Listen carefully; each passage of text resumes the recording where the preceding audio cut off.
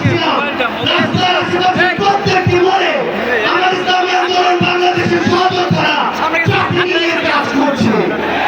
এটাই হচ্ছে দৃষ্টান্ত যে আমরা কাজ করব, আমাদের রাজনৈতিক সমাবেশ করব, একই সাথে জনগণের যেন দুর্ভোগ না হয় সেটাও আমাদের মাথায় থাকবে।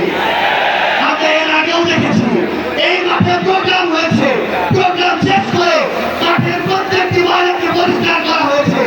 এটাই হচ্ছে আগামী বাংলাদেশের দৃষ্টান্ত যে আমাদের যারা সাময়িক যদি কোনো সমস্যা হয় আমরা আবার ঐক্যবদ্ধভাবে সেই সমস্যার সমাধান করব।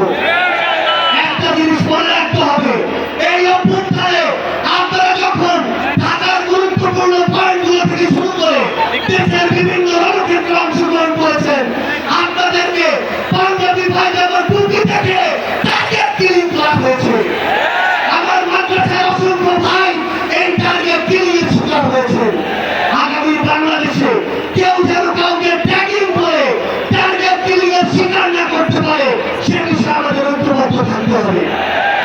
আমরা সংস্কার বিচারকে সামনে রেখে আমাদের এই লড়াই করছি। আপনারা পিয়ারের কথা বলেছেন, এই যে পিয়ার আগামী বাংলাদেশের সংসদে আমরা যদি আসলে জনগণের প্রতিনিধিত্ব চাই তাহলে আগামীতে এই পিয়ার নিয়ে আমাদের আরো জোরসোরে ভাবতে হবে।